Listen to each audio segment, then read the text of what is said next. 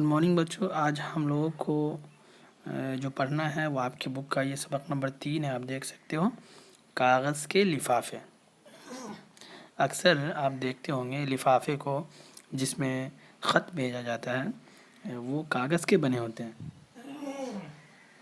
اور پہلے زمانے میں آج سے 10 سال پہلے ان لفافوں کا بہت زیادہ ہی استعمال ہوتا تھا. لیکن جب سے ٹیکنالوجی اور انٹرنیٹ کا دور شروع ہوا اور تمام لوگوں پہ انٹرنیٹ اور طرح طرح کی جو ٹیکنالوجی ہے وہ حاوی ہو گئے تو ایک دوسرے سے جو بات کرنے کا کمیونیکیشن کرنے کا ایک ذریعہ تھا خط. جب لوگ خط لکھتے تھے تو خط کو لفافے کے اندر بہت اچھے سے ڈال کر کے اسے پوسٹ آفس میں جا کر پوسٹ کرتے تھے. پھر 10-15 روز کے بعد وہ خط کسی دوسرے شخص کو پہنچتا تھا.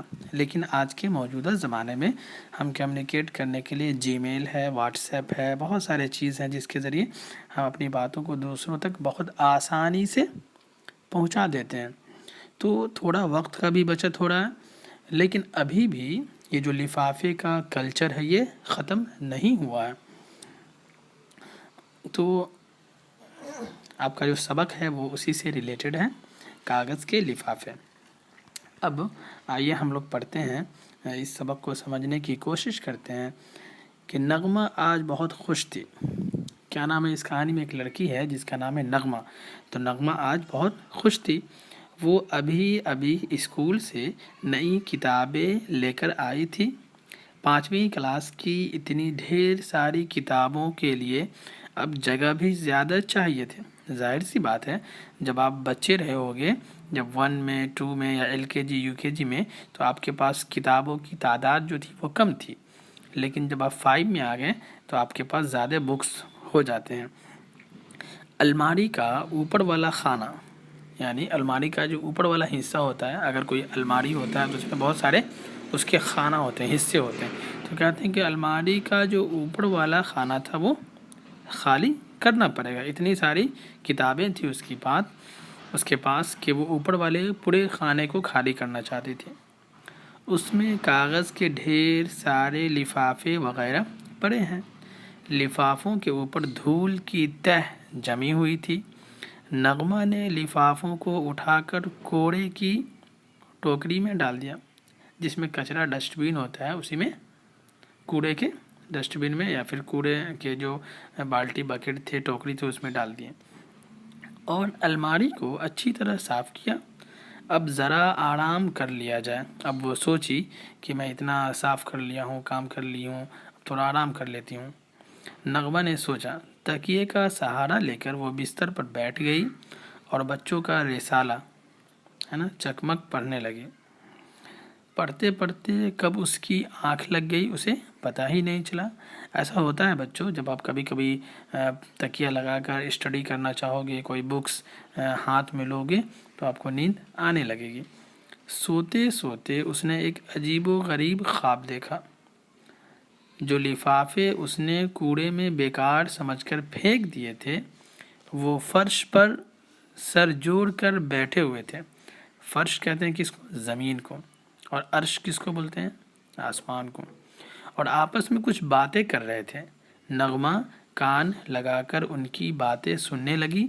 ایک لفافہ بولا، اب کسی کو ہماری پرواہ نہیں ہے. پرواہ مطلب فکر. لفافہ آپس میں باتیں کر رہا ہے کہ اب تو کسی بھی انسان کو ہماری ضرورت ہے ہی نہیں. ایک زمانہ تھا جب نغمہ کے ممی پاپا ہمیں کتنا سنبھال کر رکھتے تھے اور ضرورت پڑنے پر استعمال کرتے تھے. دوسرے لفافے نے کہا، لیکن اب کب سے ہم لوگ الماری پر پڑے دھول کھا رہے تھے اور آج نغمہ نے ہمیں وہاں سے اٹھایا بھی تو سیدھے کس کے؟ کچرے کی ٹوکری کے حوالے کر دیا.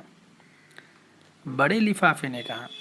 دیکھ سکتے ہو کس طرح سے لفافے کی تصویر ہے اور ایک لڑکی نغمہ وہاں پہ بیٹھی ہوئی دکھایا جا رہا ہے. کہہ رہے ہیں ان میں سے جو بڑا لفافہ تھا اس نے کہا، اب تو پلاسٹک کا زمانہ ہے بھائی. جب سے پلاسٹک کے لفافے یعنی پولیتھین کی تھیلیاں بننی شروع ہوئی ہے، کاغذ کے لفافے کو تو لوگ بھول ہی گئے ہیں.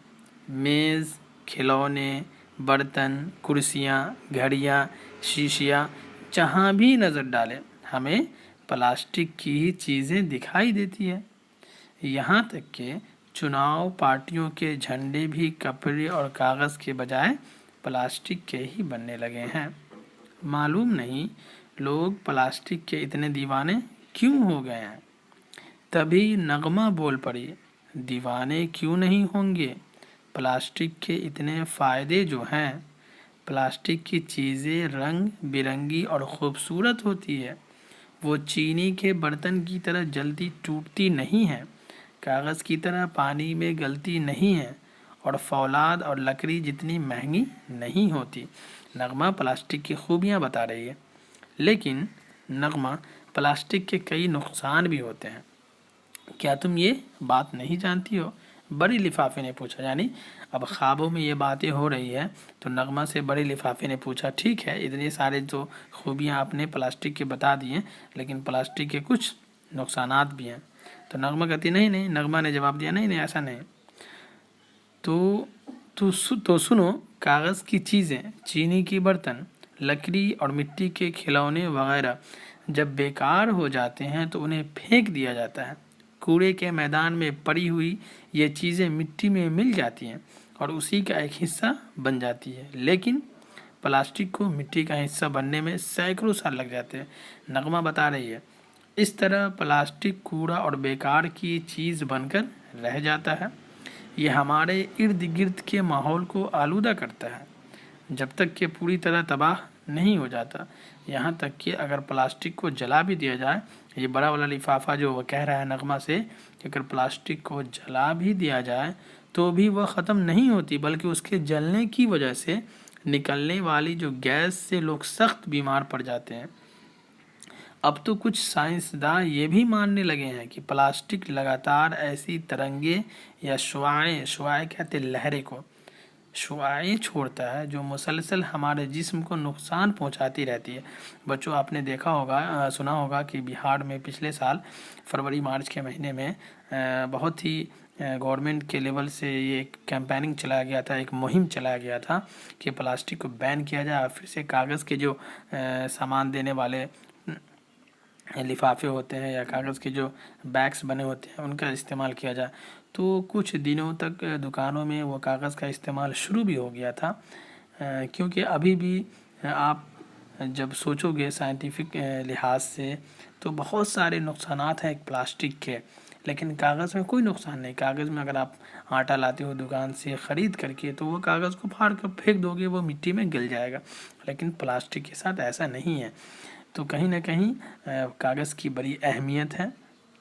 آپ پلاسٹک کی جگہ پہ لوگوں کو کاغذ کا استعمال کرنا چاہیے سامان کے خریدنے میں، سامان کو بیچنے میں۔ بچوں یہ جو سبق ہے وہ کافی لمبا ہے، تفصیل ہے، تو میں کل پھر سے یہاں سے پڑھاؤں گا آپ لوگوں کو۔ لفافے کی بات چل رہی ہے، اس کو یاد رکھنا۔ اس کے جو الفاظ اور معنی ہے وہ آپ لوگ کل یاد ضرور کرنا۔ پہلا ورڈ ہے شعاعیں۔ شعاعیں کہتے ہیں لہریں کو، جو ابھی آیا ہے شعاعیں، اور آلودہ کہتے ہیں گندہ کو۔ یہ دونوں ورڈ آپ کے چیپٹر میں آ چکے ہیں۔ کفایت شعاری، کفایت شعاری کا مطلب ہوتا ہے بچت کرنے کی عادت۔ قرینے کہتے ہیں سلیقے سے، اور چناؤ کہتے ہیں انتخاب کو۔ ارد گرد کا مطلب ہوتا ہے آس پاس۔ سراسر کا مطلب ہوتا ہے پوری طرح، اور تناور کا مطلب ہوتا ہے مضبوط۔ تو پھر ہم لوگ کل انشاءاللہ اس کو آگے پڑھیں گے۔